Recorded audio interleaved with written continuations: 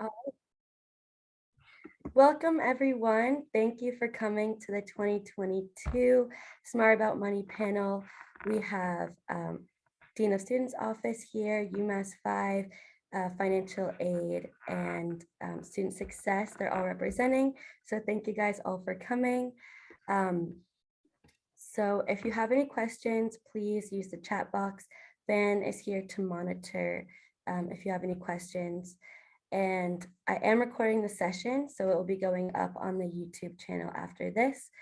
And so this evening, we'll be discussing 5 themes within personal finance as a college student.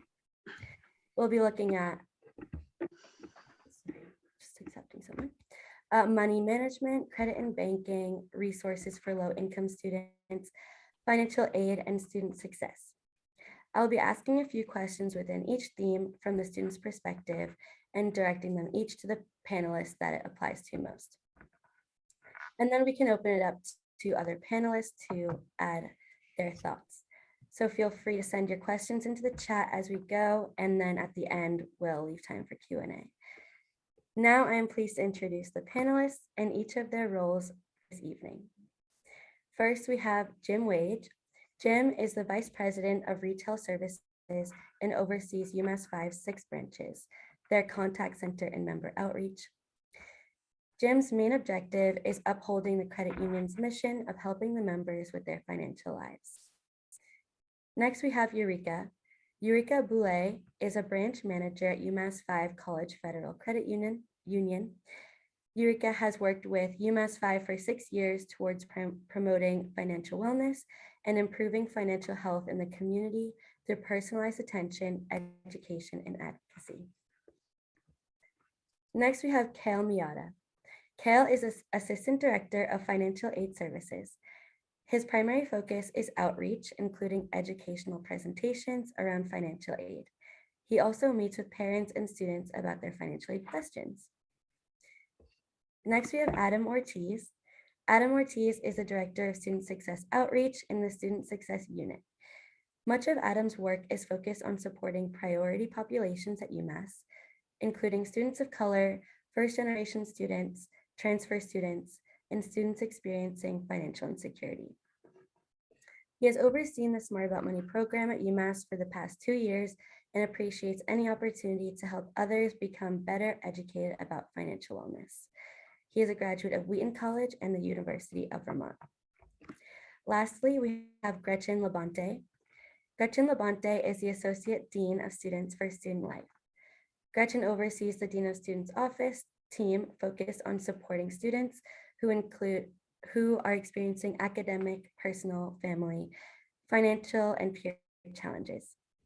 Gretchen's team, including case managers and basic needs staff, help students identify key resources on and off campus that can help to address issues that students are facing. Gretchen's work is highly collaborative with partners all over campus that work together to support the various needs of students. Gretchen is a graduate of Otterbein College and Colorado State University. So thank you, panelists, all for coming. I will open up the floor first to Eureka. We'll be talking about money management and budgeting, which can be a very scary topic for some students and kind of tedious at times. So first, I want to ask you what your recommendations are for budgeting as a college student and what tools that you use and how you approach budgeting in general. Thank you, Lana. I would say starting budgeting in college is often easier than, I guess, out in the real world when you look at it that way, because more often than not in college, expenses are a lot smaller and they don't really include banks unless you're looking at your student loans. So when we think about budgeting, the first thing we want to really consider are your expenses, right? What are these expenses going to be? That may include something as small as just having a phone bill to pay every month, or for some students, it might be something bigger, like if they're supporting their families and so on and so forth. So the first thing to really think about when it comes to budgeting is what your expenses are going to be. Then based on your expenses, you can determine how to manage income. Income can look like different things. It can be financial aid support from the school, or it can be from some type of work study that provides income, or it could be just having an off-campus job in general that you juggle along with your studies. So based on your expenses, your income is it's easier to adjust income to expenses in the sense that if you know you are a student with a lot of responsibilities, financial responsibilities, then maybe just relying on financial aid might not be enough, right? You might have to go out and look for an additional job to supplement income. But if you know your expenses only go as far as buying a new pair of shoes this month, if some students might have that luxury of not having that many financial responsibilities, then it's going to be up to you whether or not you want to take on a part-time job or just rely on your parents' allowance and so on and so forth. But it is easier to start budgeting in college when the responsibilities are not as great than it is stepping out into the real world, and now you're looking at possibly a mortgage and so on and so forth, or the expenses are including banks and they become fixed expenses that you can't really adjust because you have someone to answer to with these expenses. The other thing too is you really want to weigh the expenses versus the income, because while some students might, like I mentioned before, some students might just have a phone bill and others might be helping their families all together, you want to take a look at what you can adjust in your expenses to meet your income. Okay, there are fixed expenses, there are discretionary expenses and flexible expenses. You have to pay food, but oftentimes you can rely on the school to provide you with all your meals. You've already had that paid for in your tuition and room and board and so on. But there might be things that are more fixed. For example, if you're living off campus, right? You signed up for a lease, that's a fixed expense. You can't just go up to your landlord and be like, yeah, here's $200 this month, I'll give you the rest another time. Or maybe it is possible, but more often than not, that is a fixed expense that you can't really adjust. So it's really categorizing your expenses, seeing what you can play with and what you shouldn't modify unless you absolutely need to. So really writing them down, using your online banking if you have one. It's easier to look at the expenses right there on your online banking, write down what you're spending each month and seeing how you can adjust them, right? This month, you looked at your balance in your checking account and you said you have $10 to last you for the next 2 weeks before the other source of income comes in. That might be a moment to really look at your expenses and see, okay, did I really need to spend $200 on food this month? Or could I have gone to the cafeteria for dinner more often than I did? Did I really need to buy a new pair of shoes when now I don't really know where I'm gonna find the funds for a bottle of water or something like that. So taking a look at your activities will help you monitor how you're spending your money, where it's going, and what can be adjusted. So anything that's fixed is not easily adjusted, but anything that is flexible or discretionary, such as eating out, spending money on groceries, going to concerts, and so on and so forth, these things are more flexible. And you want to take a moment to look at these and say, okay, should I maybe consider eating at the cafeteria more instead of door dashing and things like that. So the first thing to really think about when it comes to budgeting is taking a look at your expenses versus your income and seeing what can be adjusted, what is going to work for you, because there's no point in creating a budget if you know next month you're not even going to pay any attention to it. So taking the time to build a system that is going to work for you, a system that you might be more willing or more able to stick to, instead of every month sitting there and be like, man, I can't believe I'm broke again.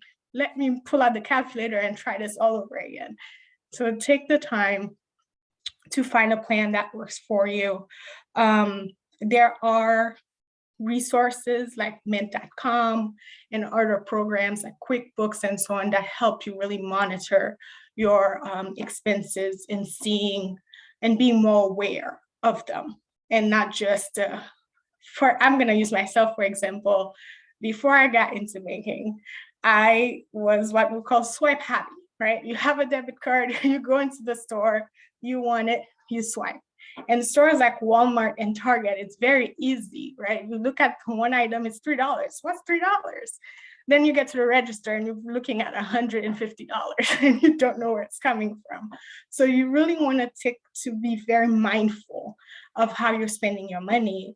And one of the greatest ways to help with that mindfulness is, once you're setting up your budget, to set up things as specific expenses, right? If you know you're going to spend $100 a month on personal care items, you know, between shampoo, deodorant, blah, blah, blah, blah, blah, this is how much it's gonna cost.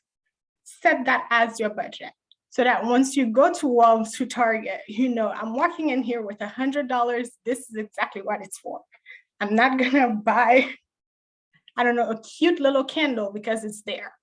You know, you're walking into Target, $100, and this is exactly what it's for. Setting those limitations to categories of expenses is going to help you be more mindful of how you spend the money. And it's the same thing with eating out. You've got $100 to spend on a month for eating out. That's it. You tell your friends, I'm not spending more than $100 this month on eating out. So if I spend it going to a nice restaurant twice this month, that's it, gone. Or maybe I spend it going to a fast food 5 times a month. That's it, done. It allows you to be more mindful when you set a goal to a different category of expenses. And it's easier also to see, okay, I had allocated $150 for groceries, but I didn't need all of that. Where can I apply the excess that I didn't use? Maybe I can apply it to maybe some savings that you're building while you're in college. Or maybe you have an account that you've already set up thinking, okay, once I graduate, I need to start paying student debt. Here's this extra 50, let me put it in this account so that it's there. So having set limits and boundaries on your expenses can really help you monitor what they are, how you're spending it, and if there are any excess, where can I apply them? And if there is a shortfall as well, you'll know, because you are mindful of it.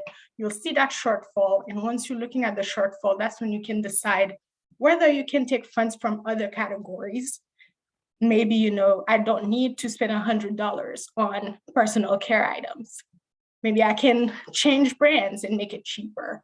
You can look at these different aspects and then apply funds and income as necessary to other categories. And it's really all about being mindful of where the money is going, where is the money coming from, and how it's being spent. When it comes to income, it's going to be different for different people. Like I mentioned, you might be doing work study, it might entirely be financial aid, or you might be getting financial support from your parents. Think about, like, I believe the question is how you look at your semester's expenses. If you know that you're going to receive $100 per month from a stream of income, and it has to last you a certain amount of time, try to break it down in that amount of time. So I don't know how much financial aid really comes in. But for round numbers purposes, like say you get a $2,000 for the semester from the school. Try to stretch out. So calculate your expenses, how much they are, and then look at the income and try to make it last a certain amount of funds for a certain amount of time. So how long is the semester? 4 months. Let's say the semester is 4 months and you've got $2,000.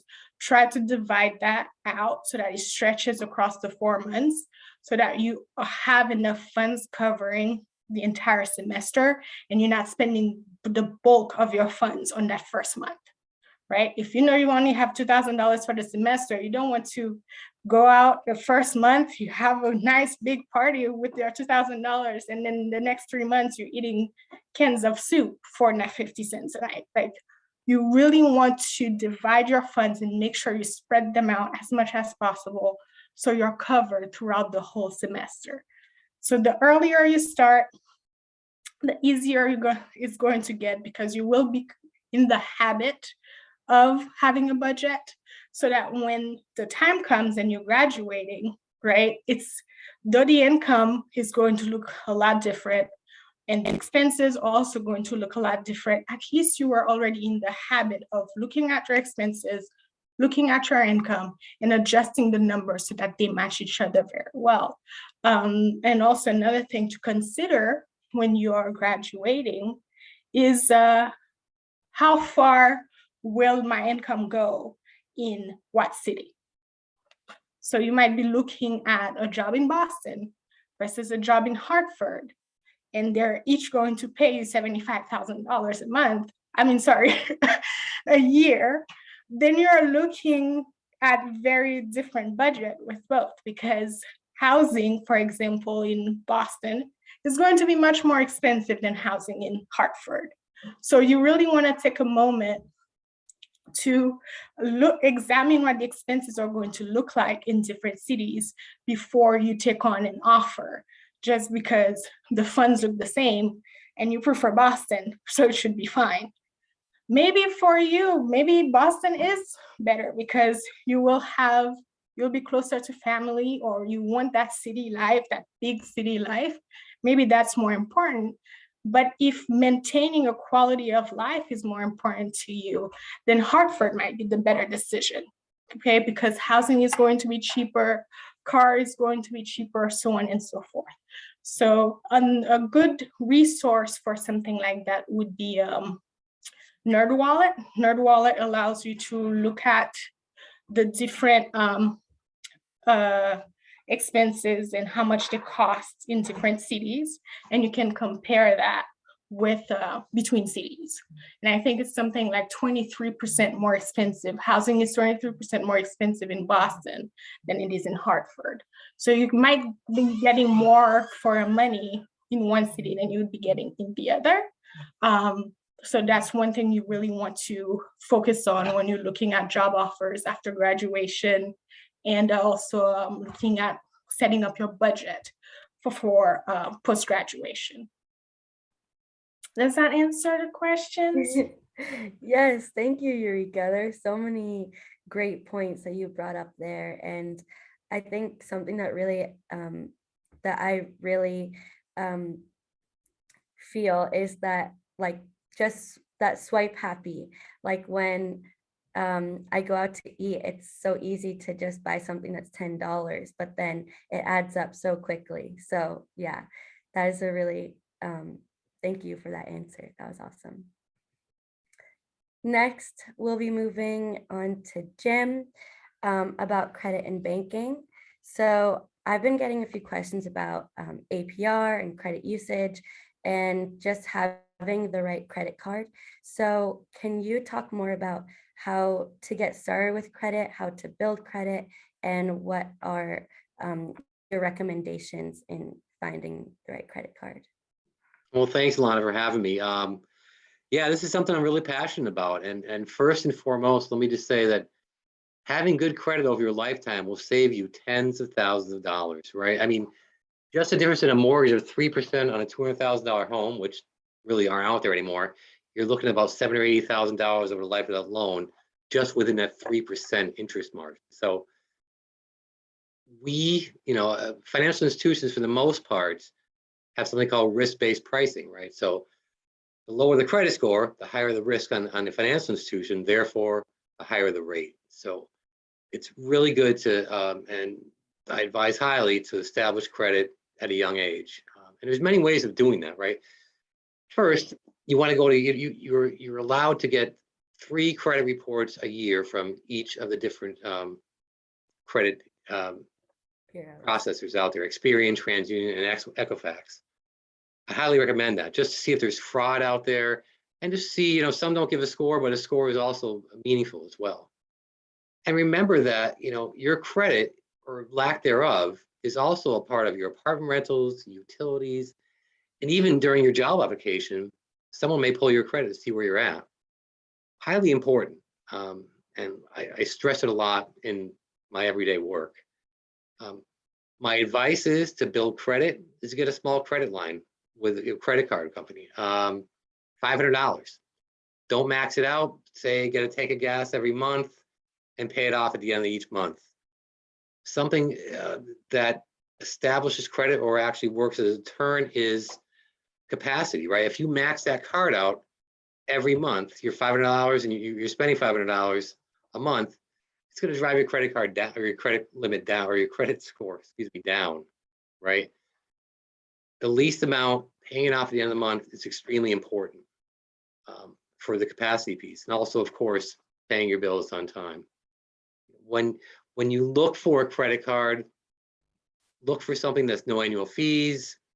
Even if, when you're younger and you with your parents, my son, I had him, he was an authorized user on my card, meaning that it would be reported to the credit bureau for him in his advantage, as long as I paid my bills on time, of course. It could work for his disadvantage as well, but it helps him establish credit, right? So the golden rule is don't use all of your credit. Keep it below 30% of the limit monthly, all right? That's your capacity. Pay your bills on time, in full if you can. Those credit, the interest rates, gosh, I mean, I've seen well over 20%. I've seen 28% at some point. That adds up. Some individuals, especially in college, I've been there, think it's almost like free money, right? Hey, I'm going out having a pizza party with my college guys tonight, and sure enough, you're maxed out, and where am I getting that money from to pay it off? Immediately, you fall behind, and sometimes it gets charged off. Car gets charged off, it goes to collections. It's going to be a big detriment on your credit report.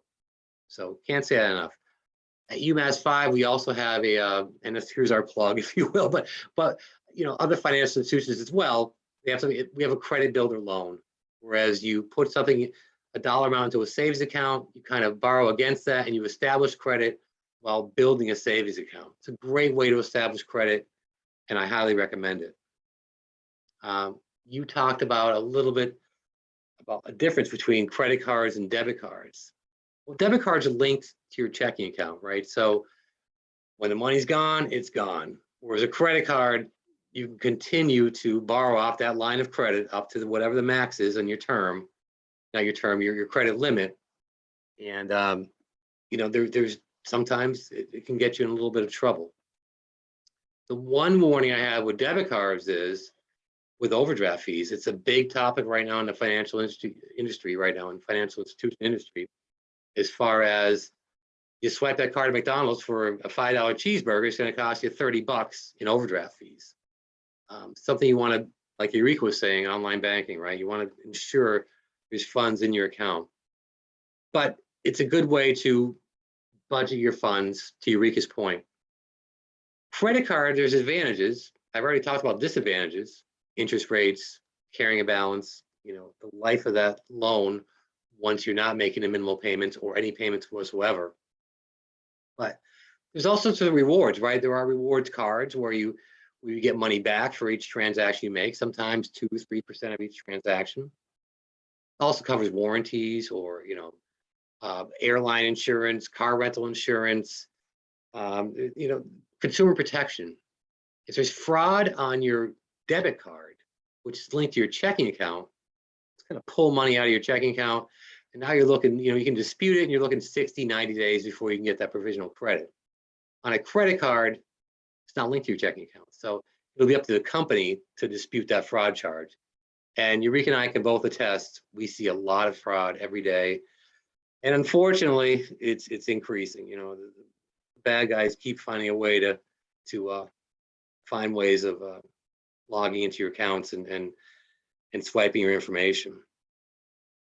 So premium cards, airport lounge access, concierge services, those are a little bit up there, and there's always a fee involved as well. I'm not a big advocate of that. I'm a simple person anyway. I do have a rewards card, but I use my debit card mostly, just because I budget. This is what I have. I'm not going to overspend. Really, exactly. It's a good segue from what Eureka was saying. And as far as choosing your financial institution, do some homework. Fees, right? Ease of deposits. Are there ATM fees? Are there branches around you in your area? Are you in a network of ATM fees where there are no fees, right? Are there minimum balance requirements? Is there an annual fee to use it? Do your homework. It adds up. No one should charge you money for holding your money. It always drove me crazy to think about that, right? You're charging me to hold my money while you're investing my money in X, Y, and Z. And look at branch availability, as far as what's out there. So this is a subject matter that I embrace, and we've had many success stories at our credit union as far as helping people build their credit. It normally does come off with a small credit card, and you can escalate it from there. We've seen individuals that their credit's been dinged for many life situations that happen, life happenings, and I get it. By all means, we've all had them financially. Get that small card and build your credit that way. And you can increase your credit score 30, 40, 50 points just by doing that. But if you have any questions, by all means, you can reach out to me or ask now. But extremely important. It's money in the bank. Set you up for life. Thanks, Jim. I do actually have a follow-up question about the fraud, because I didn't know it was so prevalent. Are there any ways that we can, as credit card users, prevent fraud from happening to us? Like, what are some measures that we can take? Yeah, it's a great question. And like Eureka said, check online every day. I'm on my account every day to find anything that's out of the ordinary with purchases. Be vigilant of individuals that are texting you and the romance schemes that are out there, or the schemes that are out there using Amazon or other companies that are saying, hey, pay me this money or else type of thing, or go into this link and we'll help you with a $50 gift card. If it doesn't seem right, it's not right. And we do see it often where you're swiping that card and somehow your number gets compromised. But if it's a debit transaction, you're covered by your financial institution. Well, you're both ways you are, with credit as well. But just be a little more vigilant as far as what's out there. Eureka and I can attest to many, many scams, normally with older individuals that are lonely. And those are the worst, right? As far as the money that folks can take out of someone's account. Education is key, and folks want to believe that it's true. I think they almost convince themselves it's got to be right. It's not. If it's too good to be true, it really is. And do your homework, research that somewhere offline, using your internet. Thank you. Adam says, I got fished 2 weeks ago from a very convincing looking FedEx site that texted me one day as I was expecting a package. It was incredibly sophisticated. Wow, they're getting better and better. That is blew scary. my mind, because I'm very conscious of this. Like, I pride myself in not, falling for those. And literally, I was expecting a package one afternoon, and I got this text that said, we tried to deliver, wasn't there. If you can just drop us your credit card info, we'll redeliver it tomorrow for a small fee. I was like, oh, okay. And then I was like, oh no. And sure enough, it was not legit. So yes, very, very sophisticated. How do you recover from that? Yeah, I called my credit card company immediately and they put a hold on it right away and then canceled my account and then mailed me a new card. But sure enough, like I got notifications for like a week after that they had been denying attempted purchases. So yeah, it was not great. And then of course, everything that you've auto payment connected, you have to go and change. So definitely be extra vigilant. It happens though, right? It happens to the best of us. Yeah. I've had my card compromised. I've had my social security number compromised, my phone, all of a sudden I had my phone company call me and say, hey, someone just bought 5 iPhones. Well, it wasn't me. So I mean, it does happen. And maybe you don't lose money on the deal, but like Adam's saying, you lose time, and time is money. You lose that piece of it and it's a pain to get it back.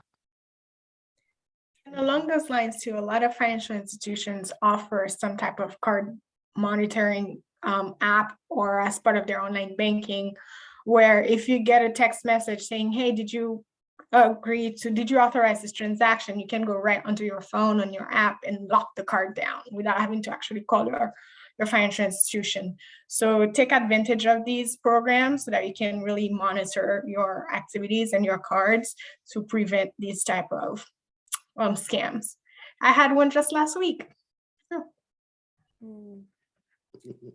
Well, thank you, Jim, Enrica, and Adam for chiming in. Next, we'll move on to Gretchen. She is from the Dean of Students Office.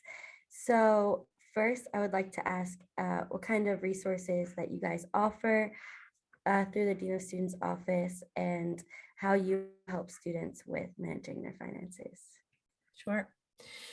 So thank you for having me. I think it's a great question. And as Eureka, as you were talking, I think a lot of the resources that we offer for any student really, but for students who are navigating financial insecurity, I think a big part of it is really thinking about those choices and options and thinking about where are you spending money and where can you be saving money and where can you offset costs. And so I think sometimes the things that we're able to provide, which I'm going to talk about in a sec, some of those things are really about not necessarily like solving all of the things, but really figuring out how can we offset some of the costs and how can we connect with other resources that exist either on campus or in the community. And so, I know Kale's going to talk about financial aid as well. We work really closely with the financial aid office. We work really closely with the bursar's office.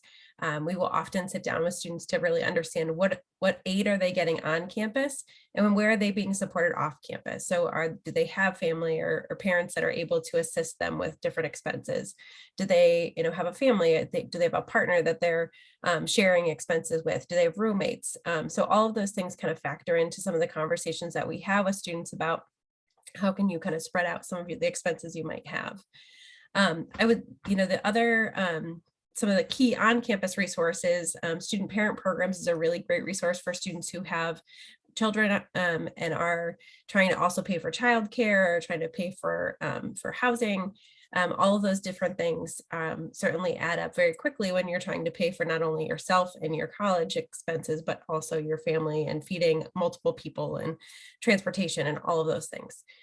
So we have some resources within our office that we can assist with connecting students to student parent programs. While I'm talking about that, they also have some funds available. They have what's called the C Campus grant. Students can apply for childcare funds through that. And they also have a student family grant that is up to $500 as well, which works very similarly to our micro grant in our office. So students can apply for a micro grant and it's available for graduate students and undergraduate students. And it's up to $500. It is a grant, so students don't have to pay it back. But there is some eligibility around folks who can receive it. So one of the things that we do take into account is financial aid. And so students, particularly domestic students who fill out a FAFSA, we do take that into account because we don't want you to be ineligible for other kinds of aid based on the micro grant. And so first and foremost, we want to make sure that your tuition bill is paid. The micro grant, when it was set up, is funding that is all coming in from donors, and it comes specifically to help support students with outside of tuition expenses. And so if you have a huge bill for your tuition, that is like the first part of our conversation. We want to make sure that we can figure that piece out before we figure out other parts of the things that you might need. And part of the reason for that is that, $500 is a lot if you really need that. And also $500 is not a lot when you're talking about a, $15,000 tuition bill for the semester. And so we want to kind of figure out where there are other resources that we can plug you into if there are other bigger things that you might need. So the microgrant has been utilized by a lot of different students for those financial emergencies outside of tuition, including, I was unable to pay my rent this month. I'm trying to pay my utilities, and my utility costs have been skyrocketed because it was way colder this winter. We've worked with students who need book money. We've worked with students who need a new laptop or need repairs for their laptop. We've worked with folks who have needed medication or have had a significant medical emergency and had all these medical bills. So it really runs the gamut, but the goal really is to help support students outside of their tuition costs. And so, there are a few eligibility things on the application that Lana stuck in the chat here. There's some information about why students wouldn't receive the microgrant. Sometimes we've had folks who have applied more than once during the academic year, and just because we have a lot of students on campus, we want to make sure that it's fair and that folks have the ability to apply for it. So it is a once a academic year thing. Students can request that we split, if you get $500 for the year, you can split it between 2 semesters if you want, and we'll work with you on kind of what those things that you most need. We also have worked with students around food insecurity. And so the microgrant certainly can go towards groceries. It can go towards paying for additional meal swipes if you live on campus. Usually if the need is around food, we'll try and figure out some other pieces that we can put together. So we work really closely with the Amherst Survival Center, trying to get students connected with the food pantry there. Sometimes it's a matter of sitting down with somebody from the Western Mass Food Bank and understanding your eligibility for SNAP benefits, which gives you more money to go to the grocery store, which again can offset cost for some other things.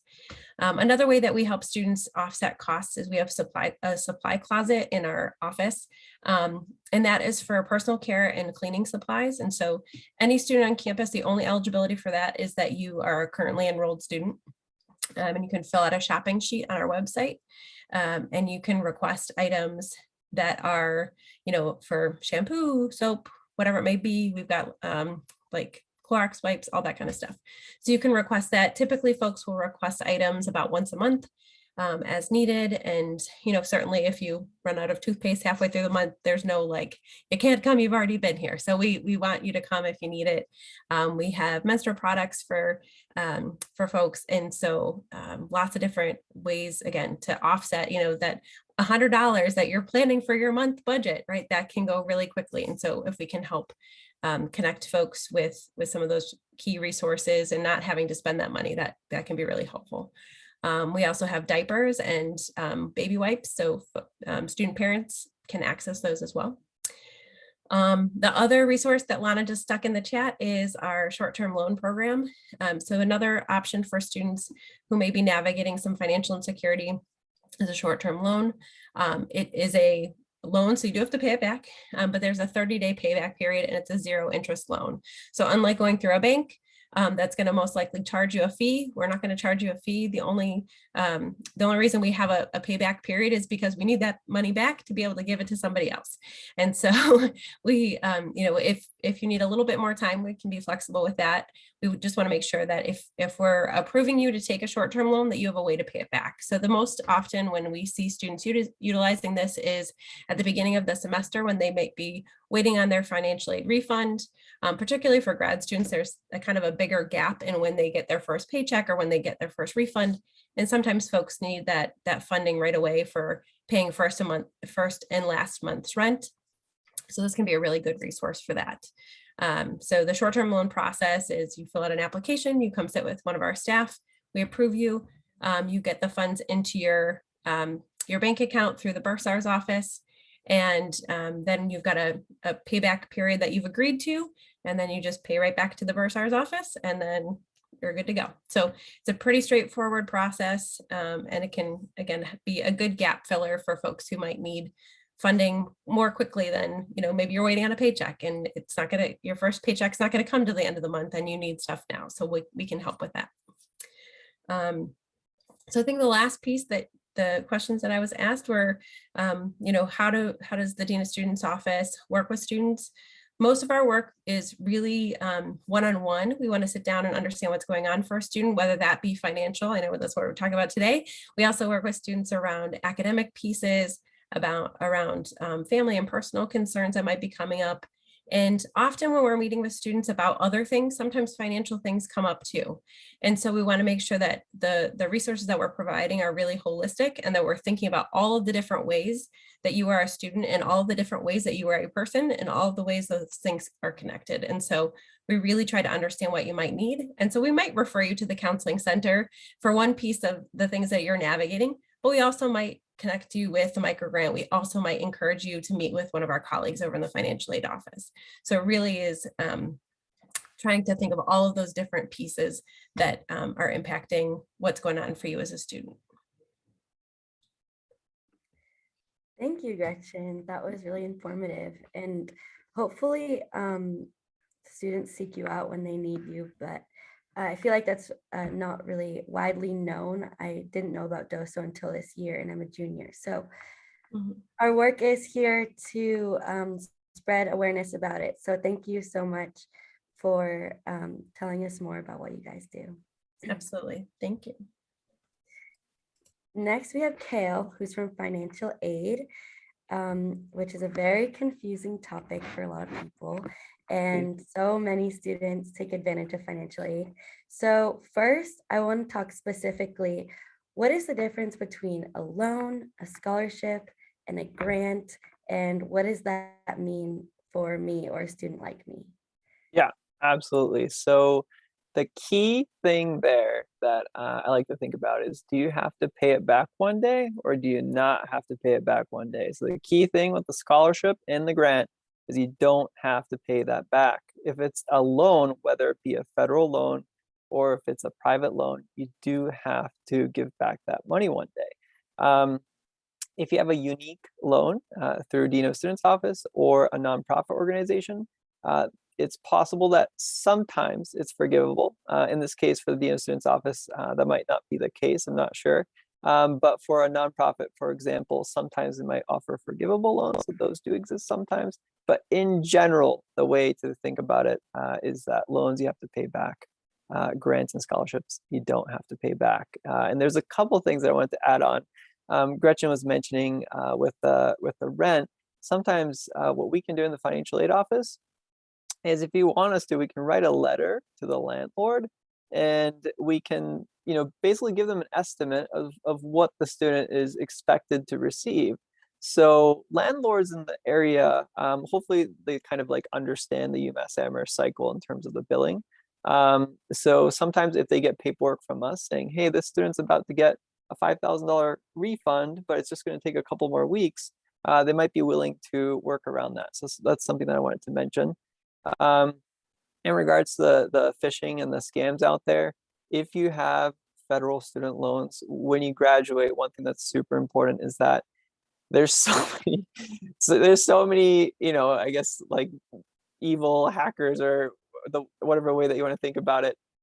There's going to be emails that you might be getting that's saying something like, click here and we're going to talk to you about student loan forgiveness, or did you know that there's this new program that just became available that's going to forgive all your debt? And it sounds really good. And like Jim was mentioning, if it's too good, if it sounds too good, then it's good to stay away from it. And anytime you're unsure, you can still consult with us. So even if you're not a student with us, or you haven't been a student with us in the past, you can still reach out to us as a resource and just ask this general question, which we do get sometimes. A student will reach out to us and say, look, I got this email and it looks really good. What should I do about this? And then, usually we figure out that it might be a scam or something like that. So you can use this as a resource in that sense as well. Cool. Thank you. So you talked a little bit about loans. So what is the difference between a public loan and a private loan? Yes, absolutely. So a good simple way that I like to think about it is that a public loan is with the federal government, and a private loan could be with like a private lender out there. And I can do some examples. So a private lender could be an organization like, you might have heard of Sally Mae. It could be SoFi. It could be a credit union, right? So that would be a private lender, and a public lender could be the federal government giving you a federal unsubsidized loan, which you might see on your account. It could also be a federal subsidized loan. If a parent chose to take a Parent Plus loan, that would also be a federal loan. So that's the key difference right there. Some things to keep in mind is that if you have some loans, they might work a little bit differently, right? So if you, for example, have a federal subsidized loan, that means that the interest does not accrue while you're in school, as long as you're in 6 credits and meeting certain academic requirements. So that's something really important. If you have a federal unsubsidized loan, the interest can begin accruing as soon as you take it out. However, right now, with COVID, the federal government has a rule where the federal loans are all currently sitting at 0%. So there is that benefit right now. And it's set to expire on May 1st. And we're not sure if they're going to extend that yet. Some things to keep in mind with the private sector is that you're going to be checking your credit with them. So they're going to take a look at your credit score, and they might be making a determination, as well as maybe other variables. And the interest rate could also fluctuate from one organization to the other. So let's say that Sally Mae is offering you a 5% loan. UMassFive might be offering a 3% loan, right? So it's good to kind of keep an eye out for different private lenders out there, because one could be better than the other. Cool. That's good to know. I'm learning new things every day. Thank you. So also within financial aid, you have to fill out the FAFSA. So can you talk a little bit about like tips with FAFSA? I know scholarships go quick. So talk a little bit about that. Yeah, so the FAFSA is very important. So the FAFSA is an online document basically that students have the ability to complete every single year. Every year it becomes available on October 1st. And for UMass Amherst, you want to make sure that you submit it by March 1st. So this is super important. So a common question that comes up is, if my roommate submits the FAFSA on December 10th and I submit it on December 20th, are we going to see a change in financial aid? So in that circumstance, assuming that all other variables are the same, then there's going to be no difference whatsoever. So that's something very important to keep in mind. You do want to get your FAFSA submitted by March 1st. And another very important piece with the FAFSA is that some families might decide that they're not going to do the FAFSA because they don't think they income qualify. We still encourage families to do the FAFSA because you might have a unique award that you already qualified for, and that award requires the FAFSA to be submitted. So as an example, there's a John and Abigail Adams Award. So that actually requires that you complete the FAFSA. And it's really important that you get the FAFSA in order to qualify for either that award or a Coplic award. So there's things like that to keep in mind. And if you're unsure about any of this, you can always reach out to our office directly too, and we can clarify some things and let you know if you should or if you shouldn't file. So if you qualify for the John and Abigail Adams Scholarship, you'd have to fill out the FAFSA every year to get that scholarship every year? Yes, you do want to fill out the FAFSA. Yes. Sorry, it was every year, right? I think that's what I said. Yeah. Yeah, so And with this scholarship though, if you qualify for that 1 year, so does that mean you qualify every year? as long as you meet the requirements, yes. So the John Abigail Adams would have a GPA requirement. The Coplic Award also has a GPA requirement. If you're a out-of-state student and you have a Chancellor's Award, that also has a GPA requirement. So all these awards have unique requirements that you do want to keep in mind. The other thing I should mention with the FAFSA is that the reason it's so important, especially for students that might qualify for need-based financial aid, is that when you click that submit button, the FAFSA plugs everything into an algorithm, does this magical calculation, and then it creates this number called the EFC, stands for Expected Family Contribution. And state institutions like us, we use that number to figure out how much need-based financial aid a student might qualify for. So let's say that a student has a 0 EFC. That might mean that they qualify for the maximum amount of financial aid. Let's say that a student has 100,000 EFC. That would mean that they would qualify for no need-based financial aid. So that's a very important piece on the FAFSA as well. Thanks, Kale. And I was just looking at the time. So Adam, I have not forgotten about you, but it is now your time to shine. So Adam is from Student Success. So my question for you is, how is UMass supporting first-generation students and students of color in the realm of financial wellness? Yeah, thank you. Thank you for asking the question. In student success world on campus, this is a huge area of focus for us. And two things come to mind sort of most prominently for this year. One, Student Success funded a research project conducted by the Center for Student Success Research on campus that basically yielded a report called Financial Security at UMass Amherst. And so it was a deep dive by researchers on campus with students about the financial needs, topics that are really relevant to students. And because it was so specific to our campus, that gives us really great data from which to start working, planning, thinking about moving forward. And so Student Success has distributed that to lots of folks on campus, and we're hoping to continue basically working with people to think about what implications does this have for our next steps in our practice, and you know, largely that will continue to guide what we do. And so that is one thing. Another area is within Smart About Money, which is housed in Student Success. We are being really intentional about collaborating with groups on campus that serve first generation and or students of color. So working collaboratively with the Center for Multicultural Advancement and Student Success, UMass, working with different student groups. Recently, this past year, there have been a couple collaborations with the Women of Color Leadership Network, basically just finding ways to bring what SAM, Smart About Money, does to those specific student populations and making them visible.